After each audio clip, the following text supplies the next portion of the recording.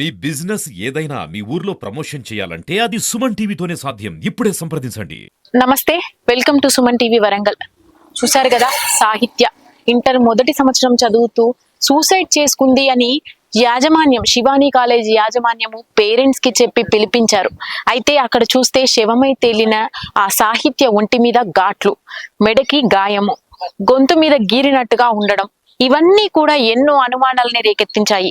అయితే అదే రోజున ఇక్కడ ఈ గ్రామస్తులందరూ కూడా, కనపర్తి గ్రామస్తులందరూ కూడా కాలేజీని ముట్టడించారు. యాజమాన్యముని ఎలాగైనా అడిగి తీరాలి, అసలు ఏం జరిగింది అని గ్రామస్తులంతా కదిలి వచ్చారు. గ్రామానికి తీసుకొచ్చి ఖననం చేశారు. అసలు పోస్ట్ మార్టం రిపోర్ట్ ఎంతవరకు వచ్చింది, ఈ కథ ఎక్కడి వరకు సాగింది అని తెలుసుకునే ప్రయత్నంగా సుమన్ టీవీ ఈ రోజు గట్ల కనపర్తికి వచ్చింది. ఇది అమ్మాయి పుట్టిన ఊరు. ఇక్కడ ఉన్న ప్రజల అభిప్రాయం ఏంటి అనే పూర్తి విషయాల్ని వాళ్ళ ఊరికెళ్ళి తెలుసుకుందాం రండి.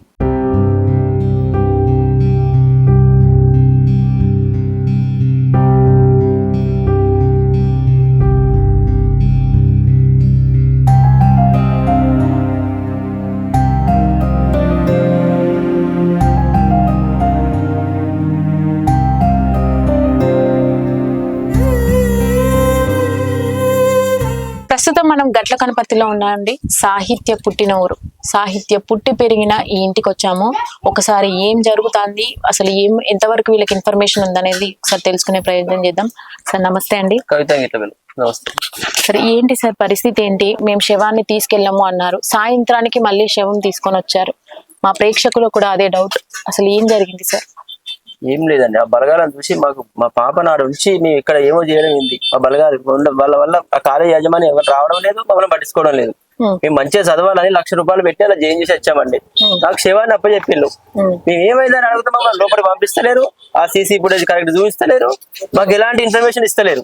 ఒక కాలేజ్ యజమాని, ఒక ప్రిన్సిపాల్, మేము ప్రిన్సిపాల్ చూసి నమ్మే వాళ్ళు వచ్చినాం. ప్రిన్సిపాల్ ఇట్లా అయిందని మాకు ఫోన్ చేయాలా లేదండి? పై నుండి పడితే పాప ఎన్ని కాళ్ళు రెక్కలు ఇరగాలి, ఎంత తల పలికి రక్తం వెళ్ళాలి, ఎలాంటి బ్లడ్ చుక్క లేదు, ఆడ పడ్డకాడ పాపకు బ్లడ్ లేదు. జస్ట్ ముక్కల నుండి నోట్లకి వెళ్ళింది. మేము డైరెక్ట్ ఇంజన్ తీసుకొచ్చి వాడు చనిపోయినాక తీసుకుపోయి డైరెక్ట్ ఆడ పడేసిందండి. ఏ హాస్పిటల్ పోలే, బ్యాక్ స్కేర్ పోతాను. చివరగా మీతో ఏం మాట్లాడారండి, ఏమంటున్నారు ఏసీపీ గారు? మేము ఇన్వెస్టిగేషన్ చేస్తామండి, మీరు కంప్లైంట్ ఇచ్చారు కదా, మీరు ఇక్కడ ఏం చేయొద్దు అంటున్నాడు. మేము కంప్లైంట్ ఇచ్చి 4 గంటలు అవుతుంది. వాళ్ళు అక్కడే కాబోలే ఉన్నారు తప్ప ఇంతవరకు ఎలాంటి ఇన్వెస్టిగేషన్ అయితే చేయలేదు.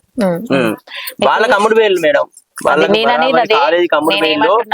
మమ్మల్ని ఎలాంటి మాట మాట్లాడుకుంటా లోపలికి పోయి బరాబర్ చెక్ చేయకుండా మేము వార్డెన్లు రమ్మని చెప్పాం మేడం. వార్డెన్లు నైట్ వార్డు వాళ్ళు ఉంటారు కదా, వాళ్ళకి తెస్తారు సార్ విషయం అంది. ప్రతి ఒక్క రూమ్ కి ఒక వార్డెన్ ఉంటుంది. ఆ వార్డెన్ ఎందుకు వస్తలేరు? వార్డెన్లకు తెలిసి ఉంటుంది విషయం ఏదో. బరాబరి వార్డెన్లు ఏమో చేసి ఉంటారు నా పాపని. నా పాపను ఓరలేదు మేడం, నా పాప చనిపోదు మేడం, నా పాప ఇంటెలిజెంట్ మేడం, అసలే సరిపోదు. చంపేసి తీసుకుపోయి ఆడ పడేసి ఆ సీసీ ఫుటేజ్ చూసిలా మేడం? సీసీ ఫుటేజ్ ఏమైనా క్లియరెన్స్ ఉందా? క్లియర్ లేదని చెప్పారు. ఆడ పడ్డ తర్వాత ఒక ఫోటో ఉంటుంది, ఆ నుంచి పడేది పడదా మేడం? పడ్డది ఓకే, ఎంత రక్తం వెళ్ళాలి, ఎన్ని కాళ్ళు రెక్కలు ఇరగాలి, ఎట్లా ఉండాలి? ఏం లేదు మేడం, చంపేసి ఇచ్చారు. నా పాపను చదివిద్దామని వాళ్ళ తోలితే నాకు చంపేసి నా చేతిలో పెట్టారు. ఇప్పుడు మీకు చెప్పాల్సిన పరిస్థితి వస్తుందని మేము కూడా బాధపడుతున్నాం. యాక్చువల్ గా బయట టాక్ అయితే మీరు వచ్చిన తర్వాత అప్పటి వరకు గ్రామస్తులందరూ ధర్నా చేసి సాయంత్రానికి మళ్ళీ పాపను తీసుకొచ్చేసారు అంటే వాళ్ళు ఏదో డీల్ మాట్లాడుకొని వచ్చేసారు. ఇంకా అమ్మాయి ఎలాగూ పోయింది కాబట్టి ఇంకేదో డబ్బులు తీసుకొని వచ్చేసారు అన్న అభిప్రాయంతో ఉండిపోతున్నారు బయట. మీరు ఒకసారి అది క్లియర్ గా చెప్పాలి. మీకు న్యాయం కావాలి అంటే మాకు న్యాయమే కావాలి, అమ్మాయికి ఏం జరిగిందని మాకు తెలియాలి అన్న ఉద్దేశంతో మాకు న్యాయమే కావాలి, ఎలాంటి డబ్బు అవసరం లేదని చెప్పాము. డబ్బులు ఇస్తే మా పాప వస్తుందా మరి? ఇప్పుడు నేనే 14-20 లక్షలు ఇస్తా, నా పాపని ఇస్తారా మరి? ఇవ్వమని చెప్పండి, ఇస్తా.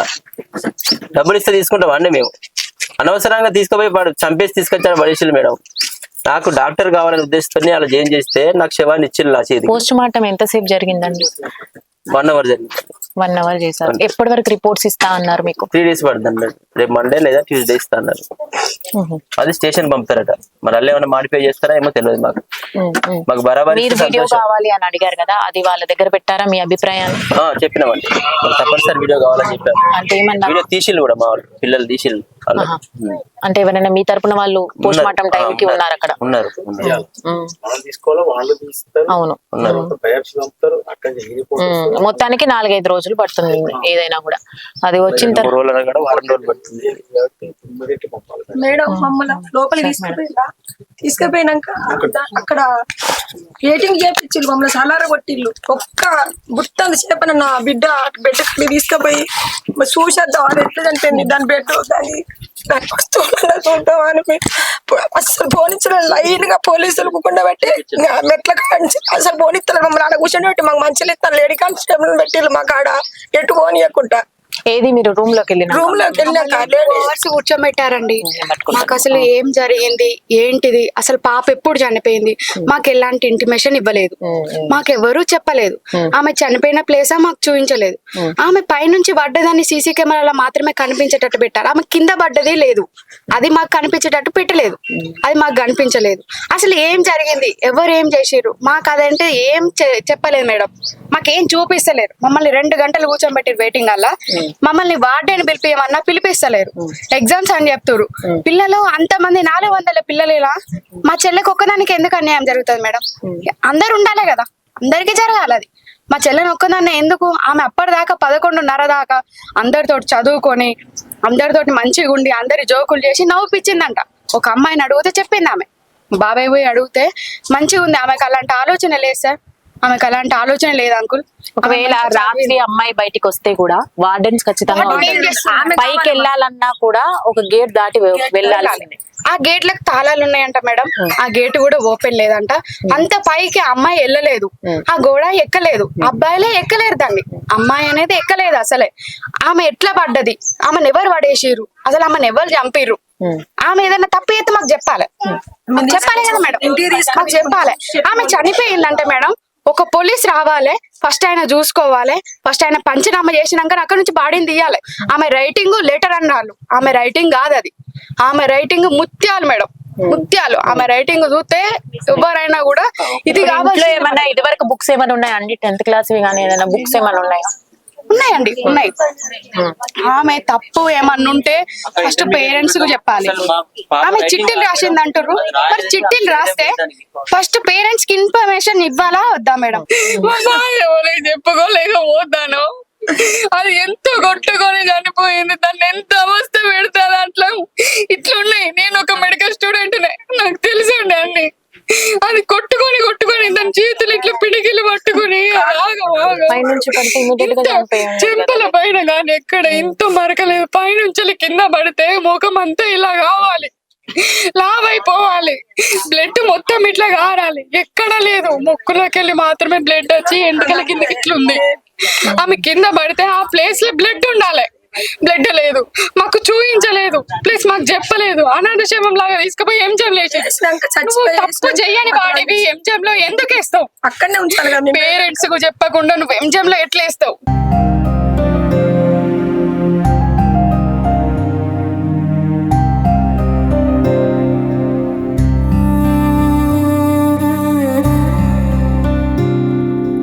అసలు మీరు ఫ్లెక్సీ మీద పెట్టిన ఫోటోకి ఆ అమ్మాయి శవానికి సంబంధమే లేదు.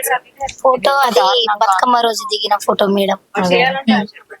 ఆమె ఇష్టపడి లంగా పోని మరి బాగా వీక్ అయింది చూడడానికి. Family photo. సాహిత్యకి 2 చెల్లెళ్ళు, వాళ్ళమ్మ నాన్న. చూడడానికి కూడా అంత యాక్టివ్ గా ఉంది, ఆ నిర్ణయం తీసుకుంటుంది. శివాని కాలేజీలో ఒకటి అన్ని శివాని మళ్ళీ ఫెస్టివల్ చేసిండ్రు మేడం. అందులో ఆమె డ్యాన్స్ ఉంటది చూడండి, ఎంత బాగా చేసిందో ముందు లైన్ లో. ఆ వీడియో పెట్టి ఒకసారి. ఆమె అసలు ఎప్పుడు ఈ రైటింగ్ కును అందులో రాసిన రైటింగ్ ఏమన్నా ఉందా మేడం? ఆ సాహిత్య రైటింగ్ ముత్యాలు కంప్లీట్ వేరియేషన్ మొత్తం వేరే ఉంటది మేడం. మేము అనుకునేది ఆమె అసలు తప్పు ఎగ్జామ్ లో తప్పు రాసిన నీ రైటింగ్ చూసి మార్క్స్ ఇస్తారు నా అని ఏం ధైర్యం చెప్పేది మేడం. నేను ఒకవేళ నీకు తెలియకుండా నాని నీ రైటింగ్ కే నీకు మార్క్స్ ఇస్తారు దిద్దే వాళ్ళు, అంత బాగుంటది నాని నీ రైటింగ్ అనేది. చూసారు కదా, అయితే మీకు విజువల్స్ లలో ఆమె రాసిన లెటర్ అని వాళ్ళు చెప్పిన లెటర్ ని మీకు పక్కన పెడతాను విజువల్స్ లలో. ఇది ఇందులో చూడండి మేడం, ఫస్ట్ బెంచ్ కూర్చుంటది. ఇది ఆమె రాసిన బుక్ అంటండి. మీకు విజువల్స్ లలో పెట్టిన ఏదైతే ఉంటుందో లెటర్, అది దానికి దీనికి చాలా కంప్లీట్ వేరియేషన్ ఉందని చెప్పాలి. మీకు స్క్రీన్ లో విజువల్స్ లలో పెడతాను ఆ లెటర్ కూడా, మీరు చూడొచ్చు ఎంత నీట్ గా ఉందో హ్యాండ్ రైటింగ్. మళ్ళీ ఆ స్లిప్ కూడా అమ్మా చిన్న స్లిప్ అందులో ఒక తప్పు ఉన్నది. జువాలజీ ఎగ్జామ్ నేను మంచిగా రాయలే 5th రోజు ఉన్నది, బాటనీ ఎగ్జామ్ 4th లో, జువాలజీ ఎగ్జామ్ 6th న. 5th డేట్ లో అసలు ఎగ్జామే లేదు. నేను 5th డేట్ రోజున జువాలజీ ఎగ్జామ్ బాగా రాయలేదు అని రాసిండు. జువాలజీ ఎగ్జామ్ బాగా రాయలేదని లెటర్ లో ఉంది మేడం. 5th రోజు అసలు ఎగ్జామే లేదు. 4th న బాటనీ, 6th న జువాలజీ. 5th రోజు ఎగ్జామ్ లేనప్పుడు నేను జువాలజీ మంచిగా రాయలేదని ఆ రోజు ఒకసారి డేట్ చూడండి మేడం. 5th రోజు ఎగ్జామే లేదు జరిగింది పాపకు. 6th రోజు జువాలజీ ఎగ్జామ్. ముందు రోజు నేను జువాలజీ మంచిగా రాయలేదని పాప ఎట్లా రాస్తుంది మేడం లెటర్? ఈ V6 ఏంటండి నాకు అది అర్థం కాలేదు. అర్థమైతలేదు మేడం. ఈ లెటర్ లో V6 అని పెట్టింది కదా, మాకేం అర్థమైతలేదు మేడం లెటర్ గురించి. అక్కడ మాకు ఈ లెటర్ చూపించలేదు వాళ్ళు. డాక్టర్ సాహిత్య గౌడు, డాక్టర్ ప్రభాకర్. మీరు అంత బాగా చూసుకున్నా మిమ్మల్ని నాన్న గురించి రాయలే, మమ్మీ గురించి రాయలే, ఓన్లీ హన్సిక డాక్టర్ కోసం నేను చనిపోతానంటే ఆమె గురించి ఈమె ఎందుకు బాధపడి చనిపోతుంది మేడం? మమ్మీ గురించో డాడీ గురించో బాధపడాలి. మీకు విజువల్స్ లో చూపించలేము ఎందుకంటే ఇక్కడ బ్లడ్ ఉంది కాబట్టి. అయితే దీంట్లో ఉన్న ఫోటో వీళ్ళు చూపించింది ఏంటంటే, ఇక్కడ చెయ్యి మీద సారీ అని రివర్స్ లో రాశారంట. అంటే ఇప్పుడు నేను ఇక్కడ ఉన్నాను, ఇక్కడ నుంచి రాస్తే ఇలా సారీ వస్తుంది, కానీ వాళ్ళు రాయడము ఇట్లా రాశారు. అంటే ఎదుటి వాళ్ళు ఎవరో సారీ అని గీసినట్టుగా ఉంది. అంటే ఏదో హరాస్మెంట్ చేస్తున్నప్పుడు ఏదైతే గాయపరుస్తారో అలా గాయపరిచి దానికి ఇక్కడ సారీ అని రాసినట్టుగా ఇక్కడ ఈ ఫోటోలో తెలుస్తుంది. ఇక్కడ ఈ చేయి దగ్గరే కాకుండా గొంతు దగ్గర కూడా గాయం ఉంది అని అంటున్నారు. అయితే వాళ్ళ అక్క చూసిందంట బాడీ మొత్తంలో కూడా ఈ గొంతు దగ్గర ఘాట్లు ఉన్నాయి అంటున్నారు. పొట్ట మీద కూడా ఘాటు ఉంది అంటున్నారు. పైనుంచి 3 ఫ్లోర్ల నుంచి కింద పడిన అమ్మాయికి దాదాపుగా చెయ్యి కాలు ఎక్కడైనా కూడా విరిగైనా ఉండాలి, చిన్నగా అయినా విరిగి ఉండాలి. కానీ అలాంటివి ఏమీ లేకుండా మొత్తం కూడా రక్తంతో నిండిపోయి ఉంది. అది కూడా ఘాట్లతో వచ్చిన రక్తం, అది పడితే వచ్చిన రక్తం కాదు అని వీళ్ళైతే చాలా అనుమానాలు ఉన్నాయి అసలు జరిగిన దాని మీద. అమ్మాయి ఎంత యాక్టివ్ గా ఉందంటే ముందు లైన్ లో మొత్తం శివాని కాలేజ్ డైరెక్ట్ అందరిలో కలిసి డాన్స్ చేయమన్నప్పుడు ముందు లైన్ లో ఉండింది మేడం. అట్లాంటి పాప పిరికితనంగా పైనుంచి ఎందుకు పడుతుంది మేడం? ఫస్ట్ లైన్ లో చూడండి ఆమె డాన్స్.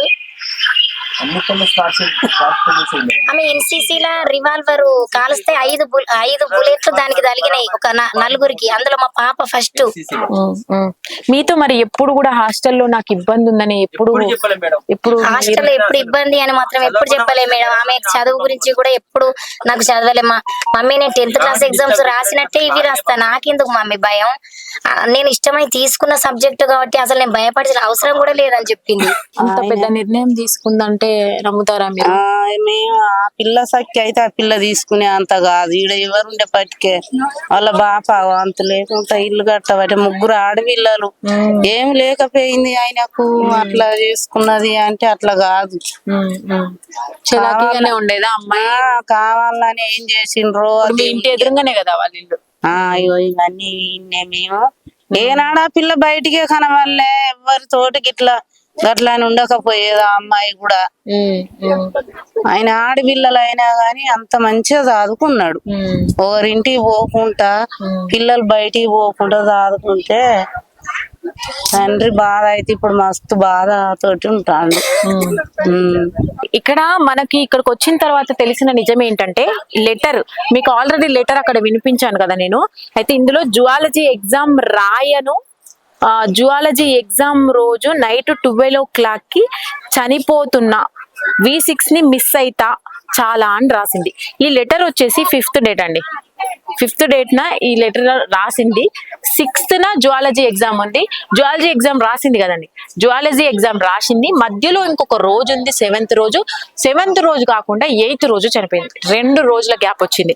ఇంకొకటి, ఈ లెటర్ మీద ఏదైతే హ్యాండ్ రైటింగ్ ఉందో నేను మీకు విజువల్స్ లో మళ్ళీ పెడతాను. బుక్ లో సేమ్ హ్యాండ్ రైటింగ్ లేదు. ఆ హ్యాండ్ రైటింగ్ లో కూడా చాలా అనుమానాలు ఉన్నాయి. అయితే ఇక్కడ ఇంకొకటి మెన్షన్ చేసింది, V6 ని చాలా మిస్ అయితా అని చెప్పింది. V6 అంటే ఏంటి?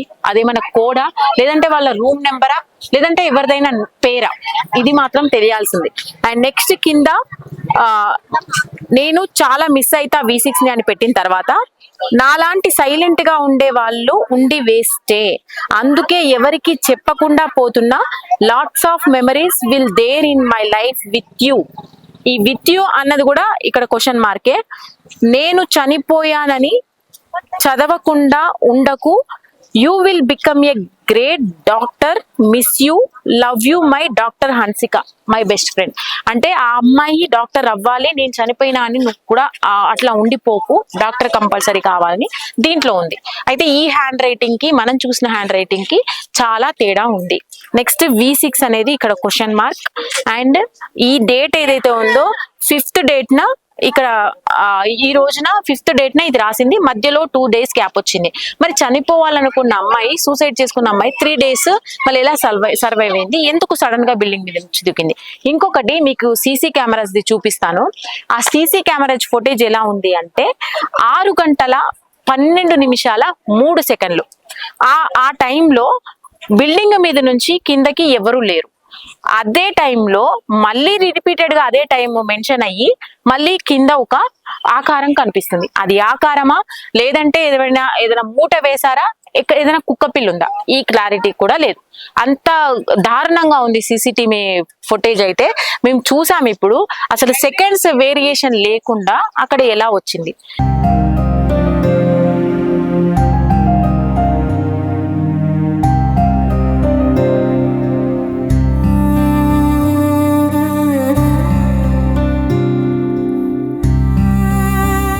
అక్కడ జరిగిన ఆత్మహత్య కాదు, మర్డర్ అటెంప్ట్ అయితే జరిగింది. దానికి సంబంధించిన వివరాలు అయితే తెలుసుకోవాల్సిన అవసరం ఉంది. ఏదైతే మేము అనుమానాలు వ్యక్తం చేసామో ప్రతి ఒక్క దానికి కూలంకుషంగా సమాధానాలు అయితే రావాలి బయటికి. అది ఏసీబీ ద్వారా గానీ, యాజమాన్యం ద్వారా గానీ అని అయితే వీళ్ళు చూస్తున్నారు కదా. ఇంటర్ ఫస్ట్ ఇయర్ చదువుతున్న సాహిత్య కేసు ఎన్నో మలుపులు తిరుగుతుందని చెప్పాలి. మొత్తానికైతే ఏసీపీని కలిసే ప్రయత్నం చేద్దాం. మనం పోలీస్ ఇన్వెస్టిగేషన్ కూడా ఎలా జరుపుతున్నారని అయితే తెలుసుకుందాం. ఇక్కడ గ్రామానికి రావడానికి కారణం ముఖ్యంగా బయటికి వచ్చిన మాట, వీళ్ళు శవాన్ని అడ్డు పెట్టుకొని డబ్బులు తీసుకొని లావాదేవీలు జరిపి తీసుకొచ్చాము అన్న మాట ఎంతవరకు కరెక్ట్ అన్నది మీకు మేము కళ్ళకు కట్టినట్టు చూపించాలనే ఉద్దేశంతో మాత్రమే ఇక్కడ గట్ల కనపర్తికి వచ్చాము. వరంగల్ నుంచి ఇక్కడ దాకా ప్రయాణం చేసి మనం టీం మొత్తం ఇక్కడికి రావడం జరిగింది. వాళ్ళతో మాట్లాడాము. అన్ని డీటెయిల్స్ ని, ఏదైతే ఫుటేజ్ ఉందో CCTV ఫుటేజ్ గానీ, మిగతా అన్ని కూడా హ్యాండ్ రైటింగ్ గానీ, ప్రతి ఒక్కటి బుక్స్ గానీ, ఆమె పాత బుక్స్ గానీ, ఆల్బమ్స్ గానీ, ప్రతి ఒక్కటి విజువల్స్ లో నేను మెన్షన్ చేస్తాను. మీరే న్యాయం అన్నది కరెక్ట్ గా చూసి మెన్షన్ చేయండి.